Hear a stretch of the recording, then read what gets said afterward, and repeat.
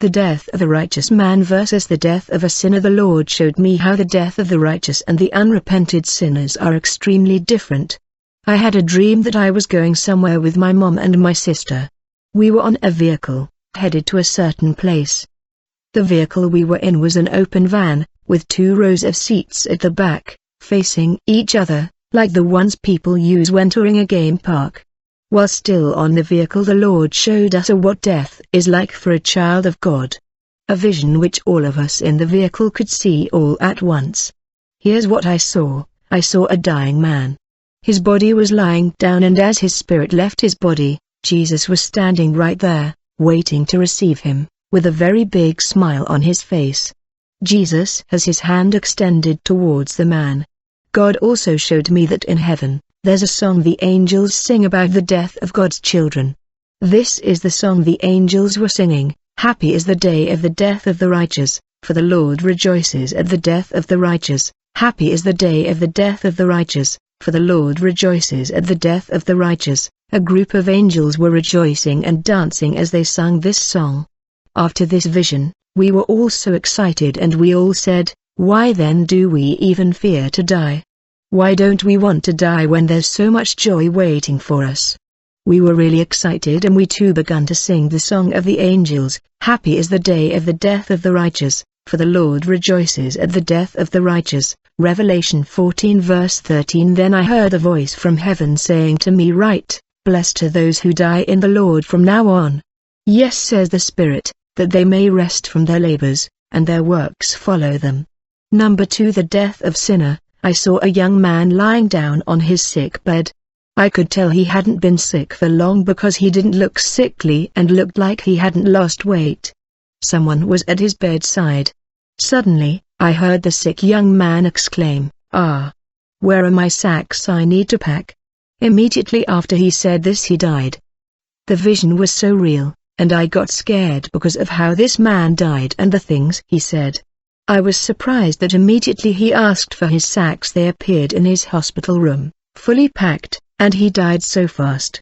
God explained to me while still in the vision that spiritual things happen so fast, they don't take the same amount of time they would in the physical. I saw the sacks this dying man had asked for and was referring to as his. They were grayish sacks, extremely filthy, torn in several places and filled with what looked like garbage. It was something that you can only expect a mad person to possess and to carry. I was shocked and scared to see that this was all this man had and wanted to go with them into the afterlife.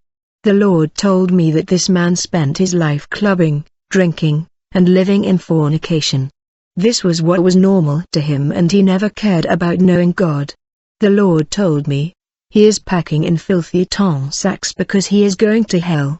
Each person on earth is a traveler headed somewhere. What you pack in is determined by where your destination. If you are headed to heaven, you can pack in beautiful bags and suitcases, but if you are headed for hell, all you have are filthy sacks. I understood that what the Lord said was symbolic. The filthy sacks filled with garbage were his works on earth. He went with them even in death, and that was all he had.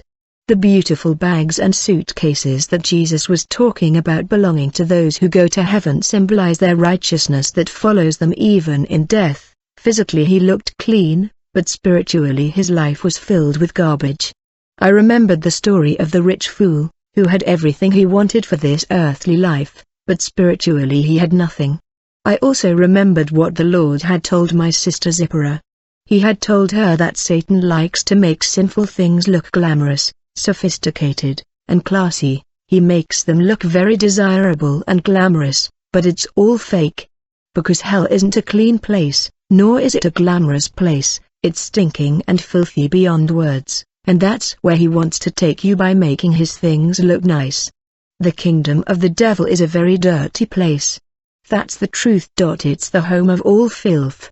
It may seem as though if you dress worldly wearing immodest clothes you look glamorous and classy, or if you live a life of partying and following after the lifestyle of celebrities, you are sophisticated and up to date, but it's all a lie. There's nothing sophisticated or clean or glamorous about the life Satan offers you. It's fake, and he's only after your soul. Do not love this world or the things of the world. You must love Jesus more than your life, or else you cannot be his disciple. You must be willing to let go of any sin that separated you from Jesus. Stop that sin, then start praying, and Jesus will give you strength to overcome. Your strength to overcome only comes from Jesus Christ. Matthew 6 verse 19-22. Lay not up for yourselves treasures upon earth, where moth and rust doth corrupt, and where thieves break through and steal, but lay up for yourselves treasures in heaven, where neither moth nor rust doth corrupt, and where thieves do not break through nor steal, for where your treasure is, there will your heart be also. Philippians 3 verse 19. Inches whose end is destruction, whose God is their belly, and whose glory is in their shame, who mind earthly things. Romans 8 verse 6-10. For to be carnally minded is death, but to be spiritually minded is life and peace. Because the carnal mind is enmity against God, for it is not subject to the law of God, neither indeed can it be. So then they that are in the flesh cannot please God.